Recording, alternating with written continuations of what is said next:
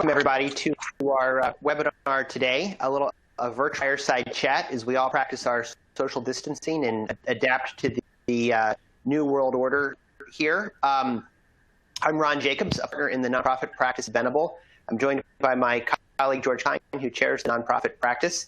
And we are very excited today to have two guests with us, Susan Cantrell and Bob Chalker, both CEOs of associations who are obviously leading in this difficult time.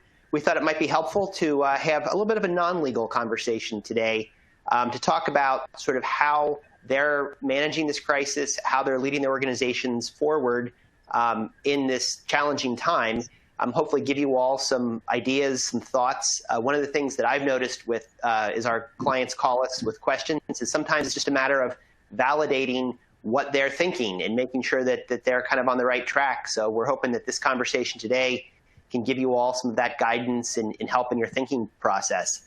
Bob and Susan are two people that George and I respect and admire as CEOs who have really show a lot of forethought in strategic thinking in their day-to-day lives, and so we thought they'd be great people to help kind of navigate these difficult times. So rather than spend a lot of time talking about their bios that you can find online, I thought it'd be better to toss it over to Susan and then Bob just to talk a little bit about their associations, what they're experiencing, and how they're facing this challenging time for us. So Susan, thank you so much for joining us today. Thank you for having me, Ron. It's nice to be with all of you today. Just by way of background, my organization, AMCP, the Academy of Managed Care Pharmacy, is an 8,000-member professional society of pharmacists and other health professionals who are involved in managing pharmacy benefits for the over 270 million Americans who are covered by either commercial or government health plans.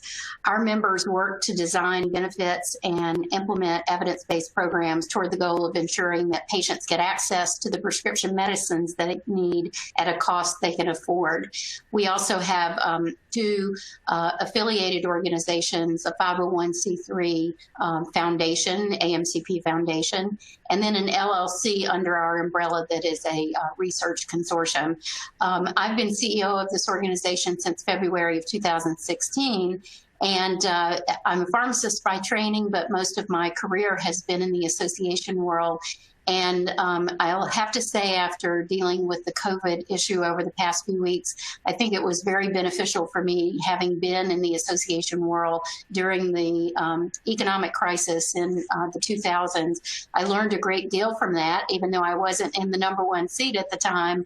I was at a senior level position, and it was a learning experience that I hope not to repeat during my association career, and here we are again. So what doesn't kill us makes us stronger, I suppose, and we'll see how that works out. Bob, over to you. Thank you, Susan. Again, my name's Bob Chalker, and I'm the CEO of NACE International. NACE is a association of 40,000 members worldwide. More than half of our members are outside the United States, and our members are very focused on preventing corrosion. So we're the definition. If you ever wondered if there was an association for everything in the world, we're an example of that. But I joke a little bit. We have everything from scientists and researchers to engineers to businessmen and women to technicians and to people who are literally out on bridges and ships actually doing the painting as our members. And our primary role that we serve is certification and training and education. That makes up a significant part of what we deliver. We offer training and certification in over 40 countries, and our certifications recognized worldwide. For us, this has been a really interesting challenge. I can remember having a board. I was reviewing the resources and the reserves and everything that we have in place for risk management. And I made a comment that I wish I could take back now. I made the comment that said, the only way we can have serious trouble is if the whole world shuts down. And I think we found that today. And so anyways, we have open nature. Our members range in education levels and work experiences greatly. They are primarily in the construction and maintenance fields for infrastructure. And like Susan's organization, we have multiple structures. We are C3 for the parent organization. We have a C6, the NACE Institute, that offers certification and also government relations and other activities. We have a C3 foundation, and then we have a couple for-profit entities that we use for just executing our services worldwide. We have offices across the world. We have an office in Beijing. We have an office in Sao Paulo. We have an office in the UK. We have an office in India. And so we are global in our nature. Thank you. And it is a pleasure to be here. And I hopefully we can add some value. One of the things that I've learned is sharing through this crisis with my peers, whether it's through ASAE or SAS or other organizations. That sharing has been incredibly valuable because we are in new territory, and I think in a place that we've never been before. And I say that because we happen to be located in Houston, and so this is our third major crisis in 6 years. We had Hurricane Harvey a couple years ago, and then years ago before that, we had the oil prices collapse, and we do a lot in the oil and gas industry. You think you're prepared, but each of these are unique. And each of them bring their own set of challenges, and being able to hear from peers is incredibly valuable. Thanks, Ron. Great. Thanks, Bob and Susan. This is George. Welcome to everybody, and I'll offer my additional thanks for your participation in offering some of your insights. As Ron noted, our goal with this one, we've had a lot of webinars at Venable, particularly since the crisis hit, but this one is really meant to hit sort of some high level and strategic discussion points. And we're going to ask a few questions and get that discussion going here. And I'll start with Susan. Like so many of our associations that rely so heavily on event revenue, AMCP is no different, and we had to go through with AMCP some difficult discussions and decisions about a spring meeting that offers significant revenue for the organization. Obviously, like I said, we've talked a lot about some of the mechanics in the past of how to do this best and how to maximize your position with people like insurers and contractors. But what I'd really like to hear a little bit more of is from you, and then maybe we'll go over to Bob with a similar question, because I know there were some events-related issues on the NACE side too, is how did you work with the volunteer leadership in particular to sort of keep them apprised moving forward?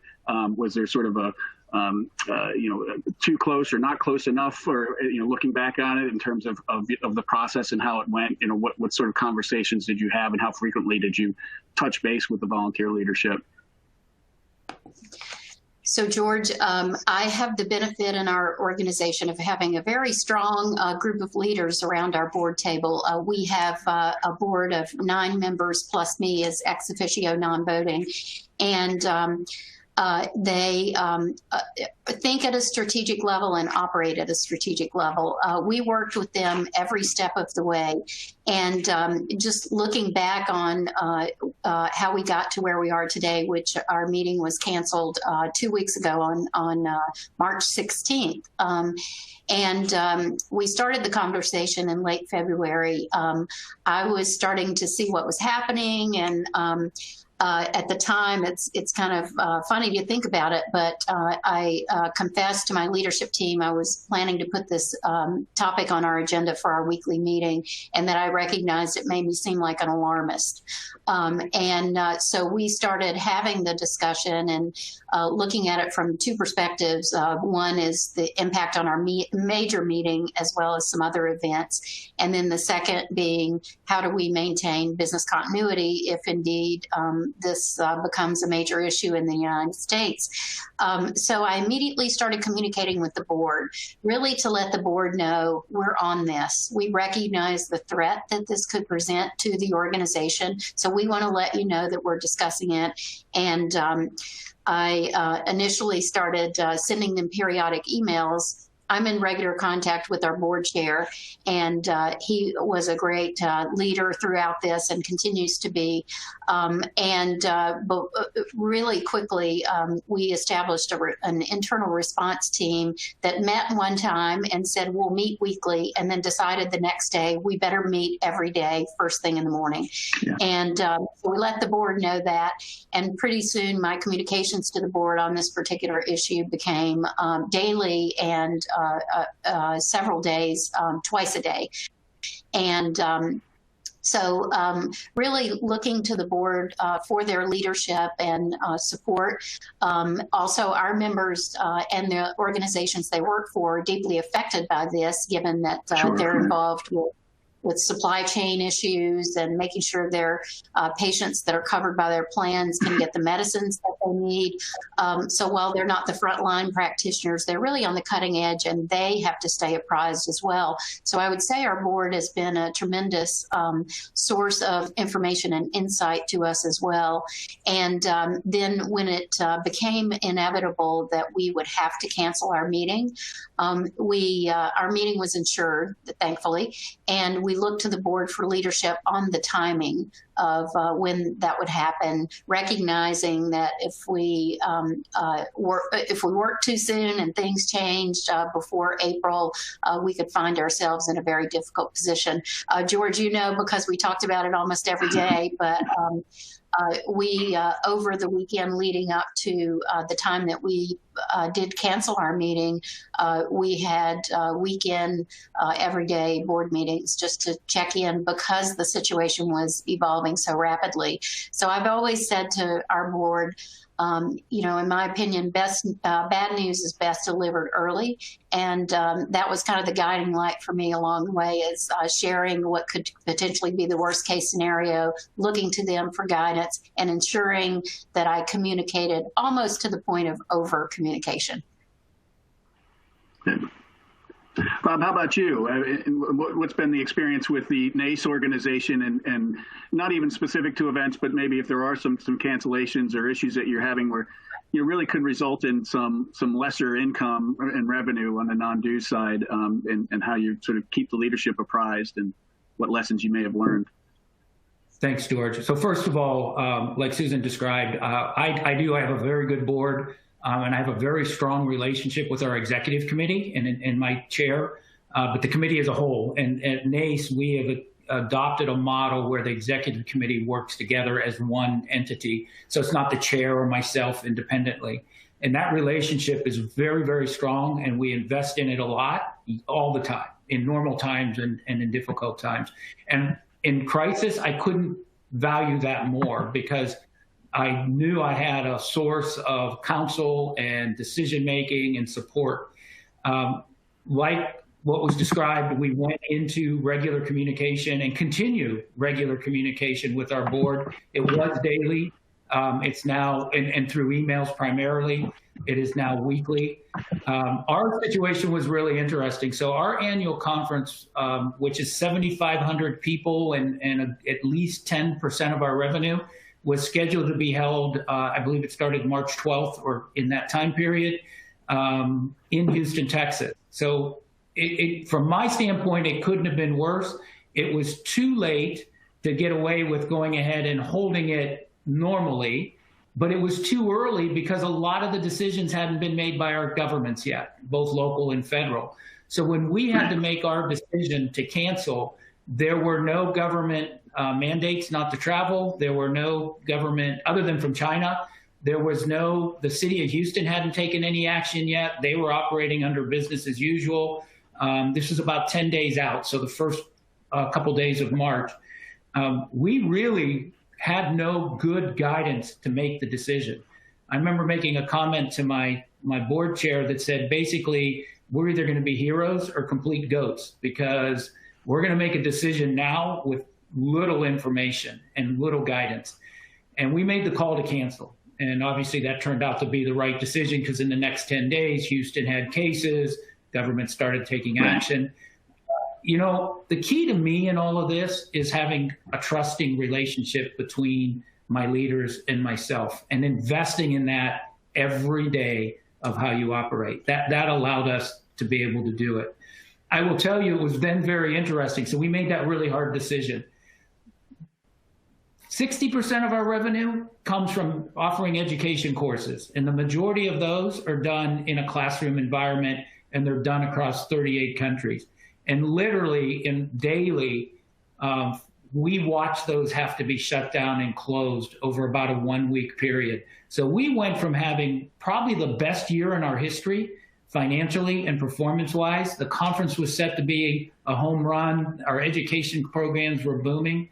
In 8 days, we went from that to no substantial revenue at all, literally shutting down all revenue sources. As much as I value my board, one of the things I value them most is they trusted us to make the decisions. And they handed decision-making over to myself and to staff. They asked to be informed, but they told us to go forward. I don't think we could have done it any other way. First of all, I have a global board, people from around the world. So no matter when we call a meeting, it's in the middle of the night for somebody or multiple people.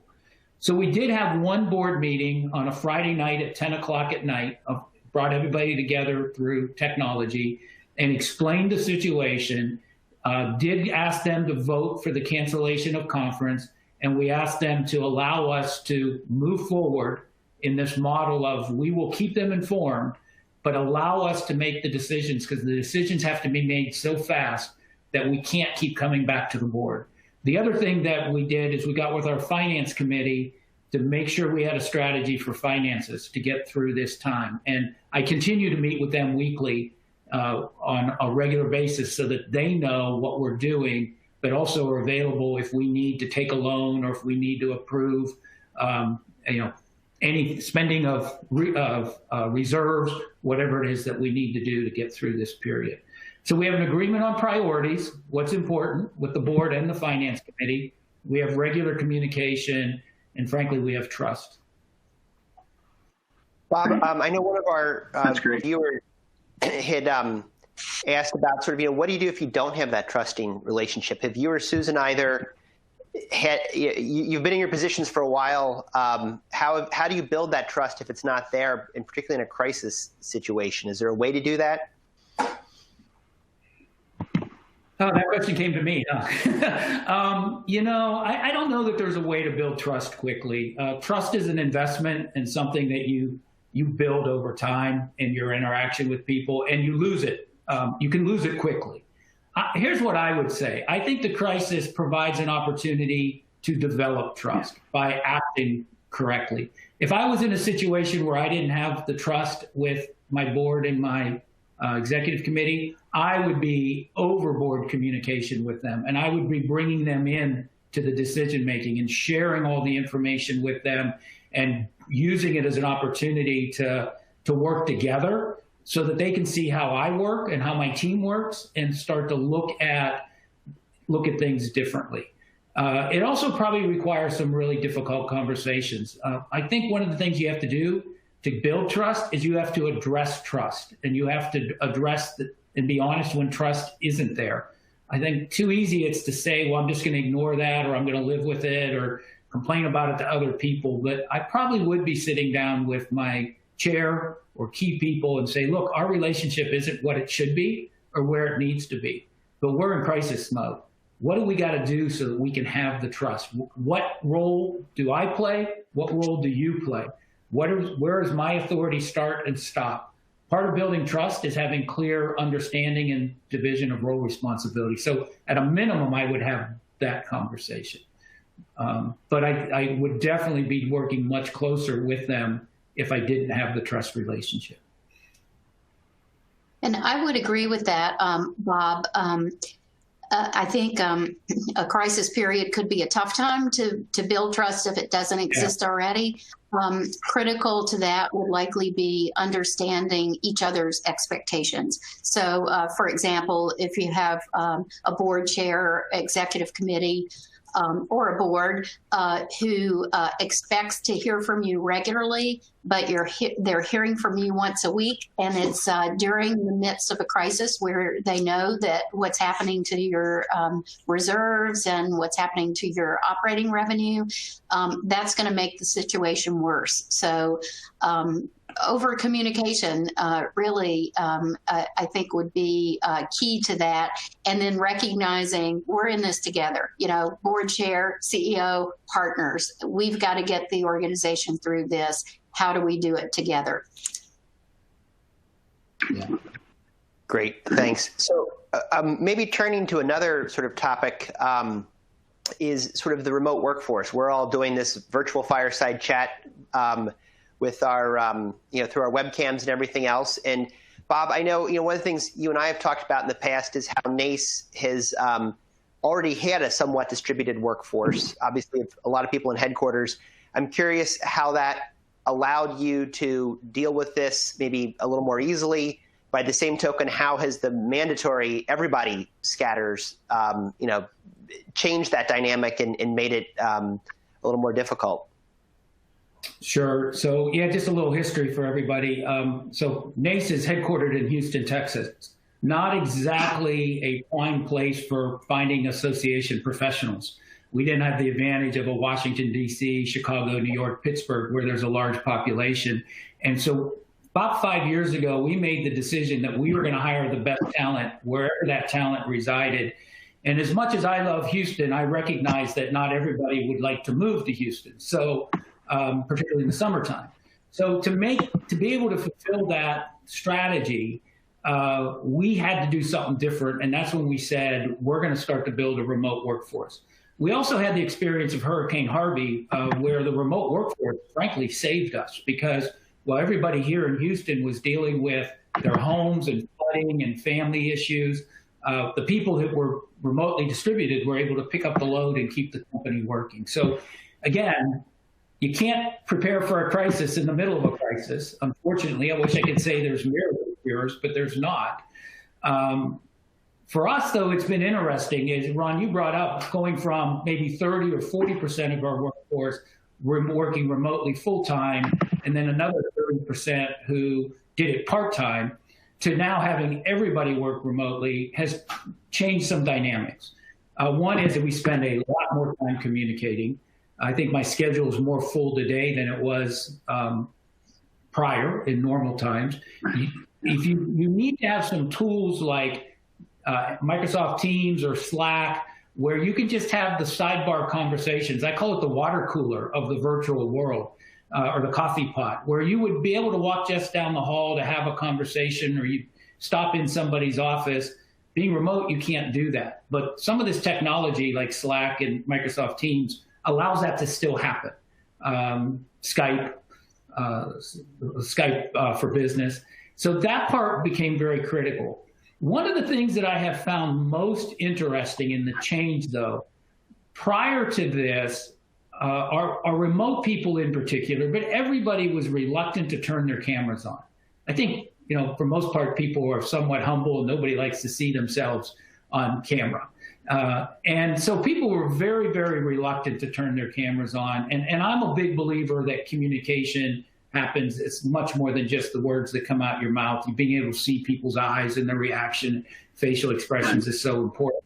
So no matter how much we would encourage it, they didn't do it. Today, almost everybody's turning their cameras on. And I think it really comes from that starvation of wanting interaction with people and recognizing that if I can look you in the eye like we're doing now and I can see your face, that connects me a lot more. So we've seen that increase. We have seen people really reaching out to each other beyond the business activities. Last week, we had a happy hour period on Friday afternoon at 5 o'clock where everybody got their favorite adult beverage. And we just tied in through, I think we used Zoom for that, or maybe Skype. We just tied in and we just shot the breeze. The same thing you would do if you had a real happy hour. So we're seeing that change. Again, the real part of it is, I think, the lack of social interaction, human interaction, and also our schedules are full. It does seem to take a lot more time to operate in this mode. For us, we had the technology platforms, we had the skill set, we had the capabilities. So it's really refining them that we've seen change. Susan, what about from your perspective? So we weren't quite as remote as Bob's organization. We have a couple of employees who work completely remote, but most everyone in our organization, staff, they're located in the DC area, and they come into the office multiple days per week. We have some staff who telework a day or two a week. But it's not the norm for business operations at AMCP. We had everyone fully equipped for teleworking and have for several years with laptop, et cetera. So as we contemplated how we make this switch, we knew that it wouldn't be easy. I had the benefit early in my career to run a fully remote workforce of about 20 people that was a division in an association. And that really came in handy to me, understanding how to manage remotely. And as Bob mentioned, the communication tools that we have really been super helpful. It's taken a little bit of getting used to, but honestly, to me, it's been remarkable how well our staff have adapted. Even those who didn't have remote working at all in their routine schedules have really embraced it. And when I think about what we've been able to accomplish in the just over 2 weeks that we've been fully remote, it's amazing. And I attribute that to two things. One is we have a really strong leadership team, and we've intentionally worked to bring in, as Bob mentioned, the right talent into the organization. And we've been very careful about making sure that as we brought new leaders into the organization and staff at all levels, that we had a good cultural fit. We also, for the last several years, have intentionally been building a positive culture in the organization, and it centers around 5 key areas. We have a group internally called the Culture Club, and they've been leading this work for a few years, but our 5 main areas fit into an acronym that we call CHART. So the first is collaborative, high performing, accountable, respectful, and trusting. And we've really focused especially on the latter, a high trust environment. So when we made the switch to all remote working, we were upfront by saying, we know we have a lot of staff who have small children who are in school. And so not only is childcare going to be an issue through this period, but some of you will have homeschooling responsibilities. And I can't even begin to imagine what that must be like, but I would assume that it's probably daunting. So we were upfront with that and said, we're going to be flexible with your work schedule. And your responsibility is let us know once you get into a routine, when you're on the clock and when you're off the clock. So if you're not available between 11 and 2 every day because you're homeschooling, we're good with that. You just let us know. And like Bob, communication has been key. We implemented Microsoft Teams organization-wide as a result of this. So we're still getting used to it. But that's been a really valuable communication tools for us. And again, I think it's all about the people. This is when I think the talent can really have an opportunity to shine. And that's exactly what we're seeing. And it's honestly very gratifying. You know, if I could chime in, because she said something really important. And again, you can't plan for a crisis in the middle of a crisis, but what you can do is be prepared for the next one and learn from this one. And that's what we've done with each of them. The importance of a corporate culture, one that is thoughtful, well planned out, has systems and approach to it. Susan, like you said, we actually build our culture around 3 principles. One is being stakeholder focused, one being accountable, and the third one being caring. But we've defined what we want and expect out of those things. And then the other thing we've done is we've worked very hard to distribute decision-making authority and also responsibility. And with that, that fits in with our accountability issue. Part of being accountable is knowing what is your responsibility, what roles you play, and stepping up and delivering on it. But the other side of that is management's allowing you to do that, and we're willing to delegate and move decision-making. And we learned this lesson through Hurricane Harvey, because one of the challenges we hit in Hurricane Harvey is we lost the ability to communicate easily. Self-systems weren't working like they should. Of course, we lost all other. And so people had to make decisions on their own. And we're experiencing this now. There's just so much going on that you have to have your people developed and trained to a point where you can trust them to go make the right decisions.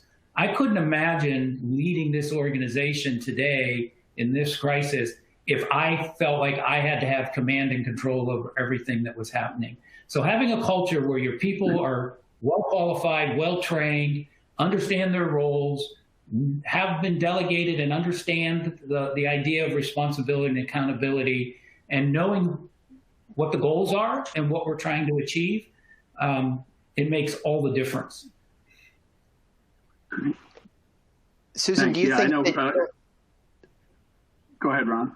I was just going to ask Susan, two things for you. One, I know one of our audience has asked if you could repeat the CHART acronym for them. Sure. It's collaborative, high performing, accountable, respectful, and trusting. And then another follow-up question about sort of the distributed workforce. Do you see this changing what you'll be doing going forward in terms of letting people work remotely more than not? And obviously we don't want to hold you to it. This is just sort of a, in the moment thinking. I'm pretty sure it will, Ron. I've thought about that quite a bit, and we've been pretty open to allowing teleworking. And assuming you staff are in a job that is conducive to teleworking, we leave it up to the direct supervisor and the department head to make that decision. But for the most part, I think we have a pretty employee-friendly teleworking policy in general. But now that we've seen how productive we can actually be in this environment, I think absolutely it'll be on my list for our leadership team to look at as soon as life returns to normal in the post-COVID era. Great. Maybe to shift gears a little bit to make sure we give some time to some of the membership issues that may be arising with each of your organizations, just due to the economic hit that is likely to come or is already happening. And just curious, I mean, I'm sure you've given some thought already to, what the organizations can do to support their membership in a time of difficulty. I mean, mechanical things like, dues deferrals or those sorts of things may be under consideration. But, looking at what we see on the at least immediate horizon from an economic standpoint, what efforts are you thinking about undertaking to support the membership, shore up losses of membership dues and those sorts of things? I guess just pick one. I'll start with Bob. Yeah, and this is a really great question, and this is one of the things we put some thought into. It was interesting when you saw this hitting, and particularly as you saw states were shutting down and we were going under the stay-at-home policies, we started to see a lot of organizations put emails out such as, first of all, I love it. I think we all go to the same marketing schools and PRs because the first two sentences were the same. You're our most important people, and we care about keeping you and our staff safe, et cetera. But a lot of them then went on to talk about what they weren't going to be able to do. We're not going to be able to ship you your books or products that you had planned. We're not going to be able to offer the education courses. It became about what you're not going to do. And we sat down and said, that's not what we want to be. We want to be here for our members. So we need to find ways to continue to serve them. And we want our messaging to be upbeat and positive. And we actually adopted a philosophy, and it's sort of cliche, but life hands you lemons, make lemonade out of it. We even had our graphics team made a logo now that is being put on emails and presentations across our membership. with this sort of can-do attitude. So we did things like we know our certifications are incredibly important to our members and the education. And in many fields, they're not allowed to practice their activity if their certification isn't up to date, if they're not getting the education that they need. And so we have, in 2 weeks, we took courses that were only taught in classroom settings and flipped them to being online. Now, we didn't just do it in 2 weeks. We've been moving to online for some time. It accelerated us, though, probably 12 to 18 months from where we would have been. We made sure that we're able to process certification. So our certification cards prior to this were on paper. They were cards. We have put in place and will be launching an electronic certification through one of the platforms that are out there. So even though we're not able to get into our warehouse to ship, we can still provide them their certification. We put a grant program in place. If a member can't make their membership dues or they can't afford their certification, they let us know and we'll take care of it for them. We're not going out and broadly saying, we're going to defer your membership for 3 months or, we're going to do this. And the reason is it goes to this diversity of our membership. We want to do what's important for that member at that point in time. If they need an extension to pay their membership, we'll give it to them. But we don't know that everybody needs that, and we don't know that's what's important to everybody. There's different needs and different importance. So we are trying to take that real positive approach and give them what they need at any given time. We also now are starting to feed them information. This whole CARES Act is incredibly confusing. We've spent hours and hours of trying to understand it from a staff perspective to protect our own staff.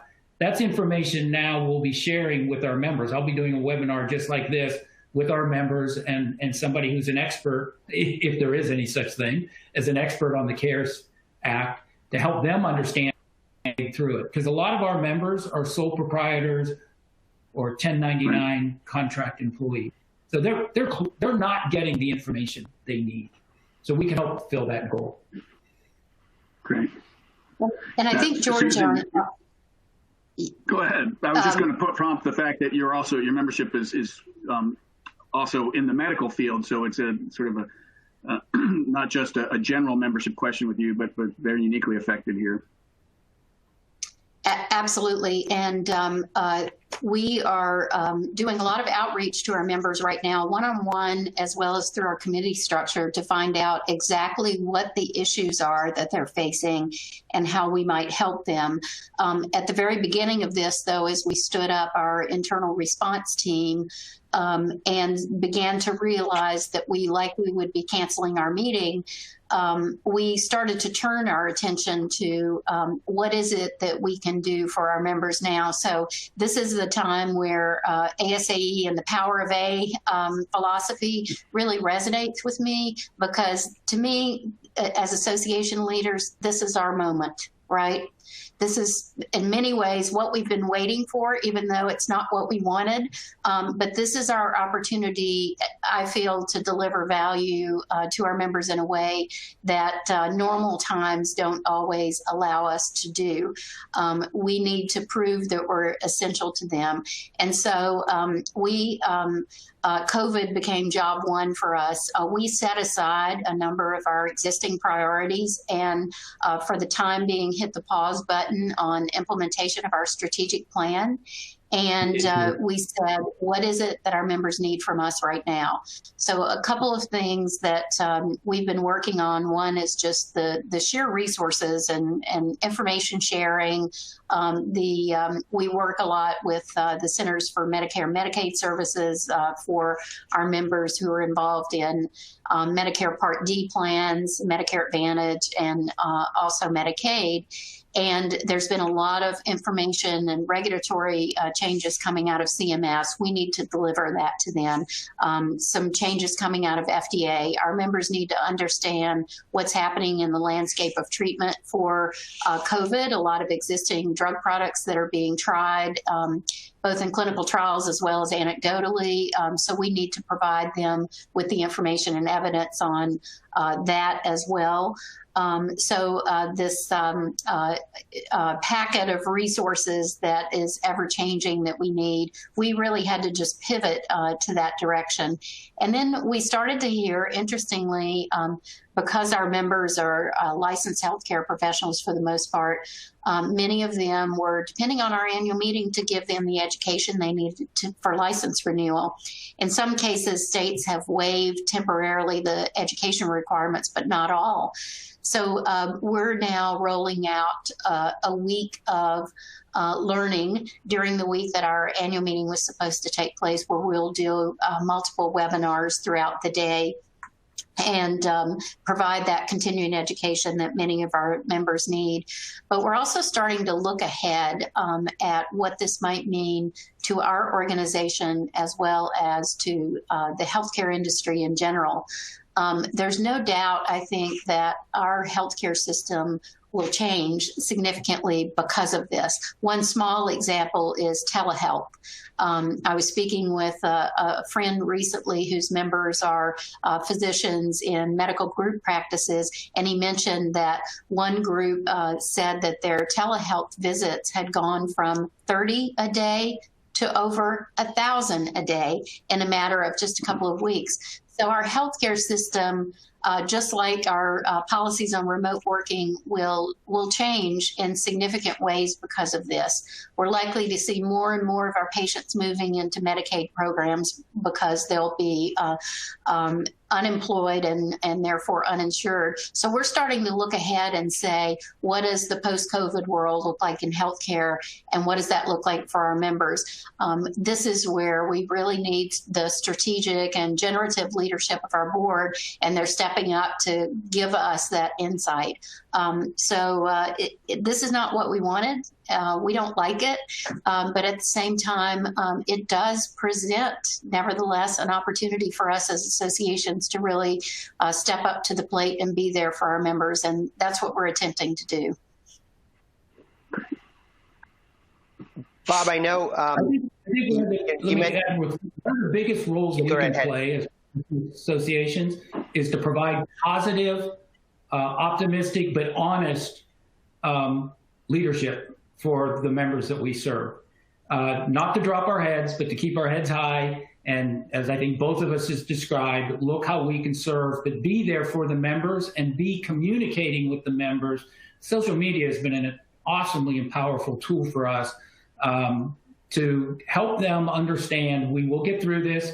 We all have a role to play, because frankly, all of our members are in very different places. Depending on the industry you serve, you could be, what is being experienced by our healthcare professional associations versus mine that's in construction is a very different experience. So you got to really be in tune with what their needs are. But one thing that everybody's looking for is leadership and people to step up and help shine the light on the path that needs to be followed. Bob, I know, and Susan, you both talked about sort of pivoting from the strategic plan since there's a change in circumstances. How do you, I know, Bob, you have a significant other project underway for NACE that's sort of part of the strategic plan. How do you deal with the things you know you need to be doing sort of because this will eventually end, and then dealing with the crisis in the middle, and in particular, in your situation with a merger with another association that's kind of moving forward? That in itself was going to be a workload. And so for everybody knows, we are in the final decision-making. In fact, it goes to a vote of the membership tomorrow for 2 weeks to merge with another large organization that's in our space. And that we had this whole communication plan and everything that had been laid out and been executed for several months. And it was all coming to culmination supposedly over the last 3 weeks. How did we pivot and make the decision? So first of all, back to that good, strong relationship with my executive committee and my senior staff, we got together. And for us, it became fairly clear pretty quickly. One wise person I heard said in crisis, one of the advantages of crisis is a lot of the fog gets cleared away and you can start to see things clearly. So what we did was we put everything on pause temporarily. And then we walked through and we said, first of all, if the organization doesn't survive, if it's not reasonably healthy coming out of the other side of this, then we failed. And so one of the key things is do what we need to do to keep the organization healthy. And for us, for now, that is cash flow and assuring that we have the cash on hand. And I would argue, I think that's true of almost any company or organization, is making sure you have the cash. The second was taking care of our members and meeting their needs. The ideal situation is when you could do things that meet both of those. And that's where we put our focus. Does it drive cash and does it serve our members? And that's where we circled our emphasis. And if it doesn't meet one of those two criteria, then for now, we're not going to do it. The third thing was the merger. And we said that is equally important. We met with our partner that we're merging with, our leaderships met and said, because we had a decision to make. Do you push the pause button or do you continue going forward? And we made the decision to continue going forward. Too much momentum and too much has been put into it to get to here. We didn't think it made sense to do that. So the two places where we're putting our resources are positive revenue, or positive, it's primarily revenue, but positive cash flow, because there are expense reduction things you can do that serves the members. And I'll give you an example. That flipping of our courses online, that serves the members. They need that education, but it's also a great revenue generator for us. And to give you a sense of the response, we went live on a Friday, letting our members know that we were moving these courses online. By Monday morning, we had 100 students signing up for those courses. We had planned on launching 4 or 5. We're going to launch 20. And maybe more we're adding other courses to it. The response of the membership and the customers have been really positive. That tells me we hit the sweet spot, that we are giving them what they need, and it's positive for us. So that's how we got to it. And that now is our strategic plan for the time being. We'll get back to the other things later, but for now, that's our strategy. So, Bob, I don't envy you going through a merger at this critical time. So good luck to you and your organization through that. But I would agree with that. We did a pivot as well and said, this is our opportunity to rethink the priorities in the short term. We'll get back to that strategic plan and likely reevaluate where we are with it once things get back to some level of normal. But for the time being, we're going to focus on a couple of major things. We had a major initiative underway at the time that this happened that we are really seeing through to completion because we were pretty far down the path, but providing the resources to our members, ensuring that we're maintaining membership at the same levels. We also, unlike many organizations, we do 2 national meetings per year, and one in the spring and one in the fall. The one in the spring that we had to cancel is generally our largest. It's about 4,500 people. The smaller meeting in the fall is about 2,500. Both have exhibit programs. And so what we're hopeful will happen is that we will be able to have our meeting in the fall in October. We're in Las Vegas, and so we've been examining what's our growth potential for that meeting. If it does take place, will we likely see growth because we've had members not able to attend the annual meeting this year? So we're kind of planning for that in a very positive way. But I think also, Ron, this is a good opportunity for us to rethink those priorities. We've had some things that we've been thinking about, programs that we've been looking at where we've said, do these really deliver the type of value that our members are looking for in the current environment? We've been doing them for a long time, and we've talked a lot about coming up with this list of things that we would jettison, but we haven't been forced to do it. You can continue business as usual on some of those marginal programs in normal times. You really can't in a crisis. And so I've said to my team, this is the era of different thinking. You have to think about things in a way that we have not before and really get creative. So I think what we'll see is a shedding of some of those marginal programs that aren't considered of the utmost value to our members, but they consume resources, staff time, as well as monetary resources. And we'll look at how we move away from those to really elevate the value that we're providing at this critical time. So again, I hate to sound like such an optimist, but that just tends to be my nature. And, you know, I'm going to use this crisis to make us a stronger organization. And I think there are many ways that we'll be able to do that. We just have to get through the next few months, but I'm confident we'll be better because of it. Susan, I'd like to add to that. First of all, I'm guilty as an optimist also. Maybe they should have picked a pessimist to join the call as well. But I am an optimist as well. And so you talked about the opportunity to relook at your strategic plan in the future. It's interesting. I will tell you that at NACE, we've had a lot of debate about the value of strategic planning. You know, you listen to some of the experts, some will tell you for a time pass, the world's moving too fast and it's not worthwhile. Some will tell you there's a lot of things. We've adopted what we call a living strategic plan. And it's basically, we look at it all the time and we make adjustments depending on what's going on.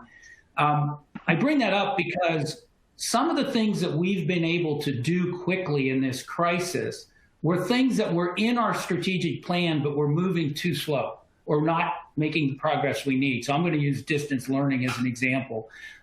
We've been working on distance learning. It's in our strategic plan. It's approved by our board. In fact, they even had made the directive that 50% of all investment that's put into developing new education programs or rewriting old have to, 50% of that money has to be spent on distance learning. That was their way to assure that we move forward. And we've been doing that. But it's interesting, when somebody asked a question in this, did you get pushback by putting pause on the plan? We didn't get pushback by putting pause on the plan. We've actually seen the opposite. There were things that we had in the plan that we were getting a lot of pushback on, like distance learning, from members who were in leadership positions but didn't understand either the technology, the value. It wasn't what they were used to. I mean, let's be honest, if you're probably over the age of 30, you didn't learn in a distance learning environment, you learned in a classroom. So this is new territory and uncomfortable. The crisis has allowed us to push through a lot of that resistance. And because we had some planning in place, and now some of that resistance has been moved, I would argue we have jumped our strategic plan in some areas 12, 18 months. I don't plan on going backwards. That is opportunity for us now to really continue to accelerate, particularly because things are going well and we're learning. We are making a few mistakes, but we're learning and refining and getting better. So for us, there's elements of our strategic plan that Core and Barcel are allowing us to get through this. And we're seeing walls fall away that would have been there had we not had the crisis. Getting a lot of thanks, Bob and Susan. A few questions on the sort of that resources topic that you each sort of touched on in response to the question. Maybe to hone in on that a little bit, are you looking to significantly reforecast or redo the budget for the year? And are you starting to talk to leaders about possibly tapping into reserves? Just obviously, there's a best case scenario, worst case scenario. Somewhere in between is where this economy will land, and it's where each association will be affected. So curious what sort of scenarios you're working out already on that front. Start with you, Susan. I'll take it. Yeah. Oops. Yes, we have reforecasted our budget. We're showing a significant revenue reduction for the year. We are also taking actions to significantly limit expenses, also to find other sources of cash. So we have applied for the payroll. Well, we will tomorrow morning when it opens. We've got the forms filled out for the payroll protection program. We've applied for the Small Business Administration disaster loan. We've gotten with our banker. We are an organization that has avoided debt like the plague, but we also recognize in today's time that some of the debt options are better than taking money out of your reserves that are invested in the market. So we got with our finance committee and we put together a strategy of how we would go about. Our bank has been wonderful to work with, and we've got some programs put in place. Some are creative to allow us to have access at either no interest or very low interest to cash. We have been, like many, looking at, do we furlough? Do we have to do staff reductions? What other expenses? We've been very honest with the staff about that, so I can talk about this in a public place. We have not taken any of those actions. It is our last option. In fact, one of the things that I discussed with the board was that, what is their philosophy on this?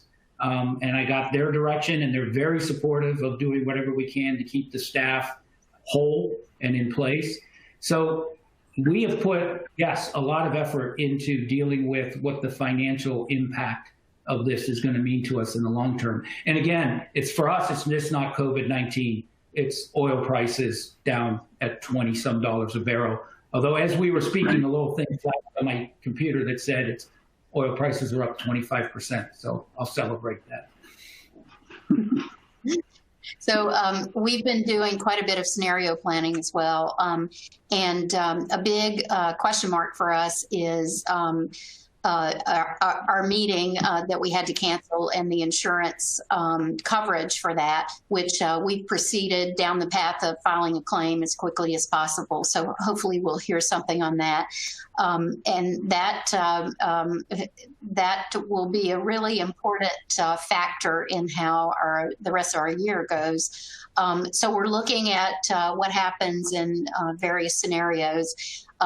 We have also been in regular contact with our bank as well as our investment advisors, and we have a meeting coming up in a couple of weeks with our finance committee as well as our full board the following week. So we're looking at it, but we're in the strong position right now, or we were coming into this crisis. We had really strong reserves, well above what our threshold is in our policies, which is 50% or 6 months. And we were well above that. We were actually doing some strategic spending from reserves to support building our technology infrastructure and a few other areas. We're going to hit the pause button on that and not commit to any more for the time being until we have a better picture of what the rest of the year is. But we're looking at all that. We're in no imminent situation of having to furlough workers or anything like that in the immediate time. And again, just really focusing on scenario planning and what could happen. We actually have brought on a couple of new employees in the midst of all this. We had offers on the table that have been accepted, and we had dates of hire scheduled over the last couple of weeks. So we're onboarding 2 new employees remotely throughout all of this, and that's kind of been a learning experience as well. Yeah, I should have added too when I said ours. We actually had insurance for our event as well, and to the wisdom of my staff, they selected the rider for pandemic outbreaks. It might have cost us $1,500, but man, that was a good investment right now. So we are one of the ones that did have the coverage. Yeah. Yeah. We've done a lot with insurance companies recently, Bob. I know you have. It looks like, Ron, we only have a couple minutes. Maybe we'll give each person a 1 minute opportunity to look into their crystal ball into the future and what next year at this time you think your association and the association world might look like, and offer any thoughts on how to optimize that position and put your association in the best possible spot in that 1 year time frame. Mm-hmm.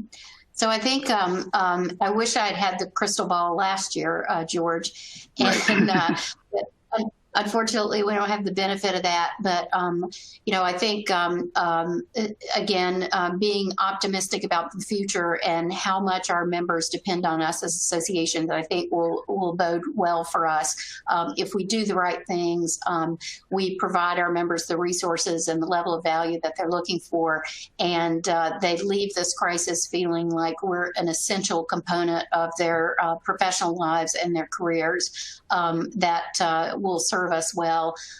Also ensuring that we have the workforce that's doing what we need them to do, and then being willing to look and think about things differently in the post-COVID era, I think will be critical for us. Looking at the impact on our industry and my certain organization, healthcare and pharmacy specifically, and what this crisis might mean to us and our industry, I think will be critically important. Bob? So, I think for associations where the leadership is optimistic, the leadership is cohesive, where they're thinking about this not just from how do I get through today, but the strategic opportunities, I think those associations are going to be incredibly valuable to their membership. I think one of the things we have to keep in mind is our membership's lives and roles and professions are going to change dramatically, just like the association is going to change.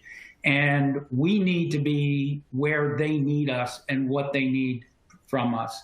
And so always keeping in mind that how can I better serve the membership? How can my organization better serve the membership?